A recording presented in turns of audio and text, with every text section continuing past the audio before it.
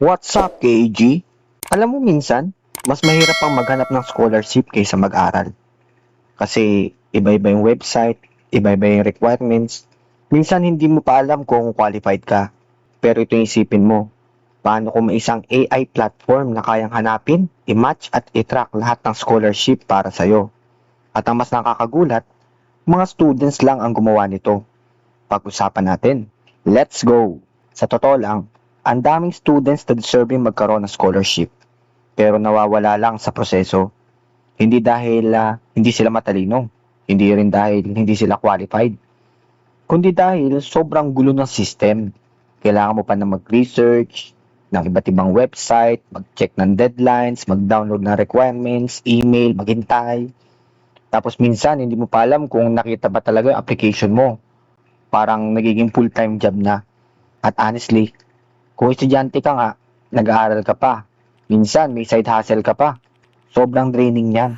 Pero may interesting akong balita para sa'yo. May grupo ng mga Filipino college students na nagsabi ng, bakit hindi na lang tayo gumawa ng sistema? At doon, tinawag nila itong Scholar. Isang scholarship platform na gumagamit ng AI at blockchain. Oo, medyo techy pakinggan pero simple lang ang goal. Pahirapan sa scholarship, ayusin natin. Ano ba talaga yung scholar? Imagine mo parang LinkedIn pero para sa scholarship application. Gagawa ka ng profile, ilalagay mo yung grades mo, background mo, requirements mo, tapos yung AI, siya na ang magmamatch nun para sa'yo na pwede mong applyan. Hindi ka na mano-mano maghahanap, hindi mo kailangan na manghula. Qualified kaya ako dito? Sample, engineering student ka, kagaya ko. May income bracket requirement, may specific region ka. Normally, iisa-isahin mo pa yan. Sa scholar, possible na isang setup lang. Tapos ang AI na yung bahala maghanap. Honestly, yan pa lang. Sobrang laking tulong na. Teka lang, bakit may blockchain pa? Dito ako napaisip.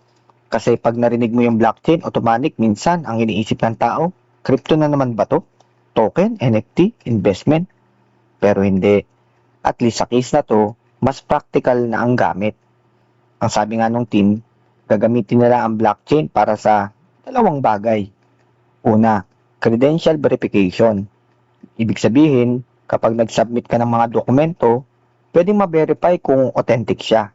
Hindi na kailangan tumawag paminsan sa school para i-check. Pangalawa, transparent scholarship fund disbursement.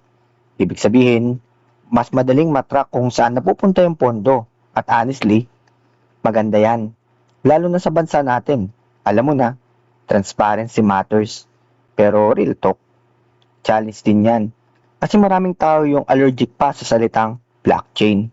Kapag hindi na-explain na maayos, pwede silang ma-turn off agad. Ano yung mga strength ito? Ang unang strength, centralized. Isang lugar, hindi kalat-kalat. Ang simple pakinggan, pero sobrang powerful. Pangalawa, AI matching. Mas mabilis, mas efficient. Parang may assistant ka. Pangatlo, student build. At ito, yung gusto ko.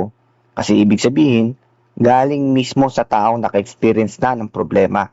Hindi corporate idea lang. Actual pain point. Mas authentic at may recognition pa sila sa Project Rise Startup Competition. Nakapasok pa sa top 10 at nanalo ng 100,000 cash prize. Ibig sabihin, may nakikita rin na potensyal sa project nila. Ano naman yung mga weaknesses at mga tanong? Hindi rin naman ito perfect. Una, nasa beta phase pa lang ito. Testing phase pa lang, meaning possible na may mga bugs, possible din na kulang pa ang scholarship listings, possible na hindi pa smooth ng lahat. Pangalawa, AI is only as good as its data. Kapag kulang ang partnership, kulang din ang recommendations. Pangatlo, trust, tiwala. Kung student ka, handa ka bang ilagay ang mga personal na documents mo sa buong platform? Magandang tanong yan. Kailangan nila patunayan na secure sila. Hindi sapat ang AI at blockchain lang. Security matters. So, hindi recommend ko ba to? Honestly, oo. Pero with realistic expectation. Hindi ito magic button. Hindi ibig sabihin nag-sign up ka ngayon. Bukas may scholarship ka na. Hindi yun ganon. Tool lang siya. At kung maayos na lang execution, pwede ito maging sobrang useful, lalo na sa Pilipinas, kung saan maraming talented na students, pero mahirap pakahanap ng funding. At ang gusto ko pa rito, Filipino student mismo ang gumawa.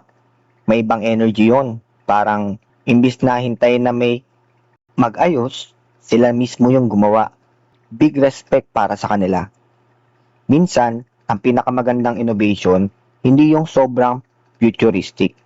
Minsan, yung simpleng inaayos lang yung isang problemang matagal nang pinabayaan. At baka, ito na yun.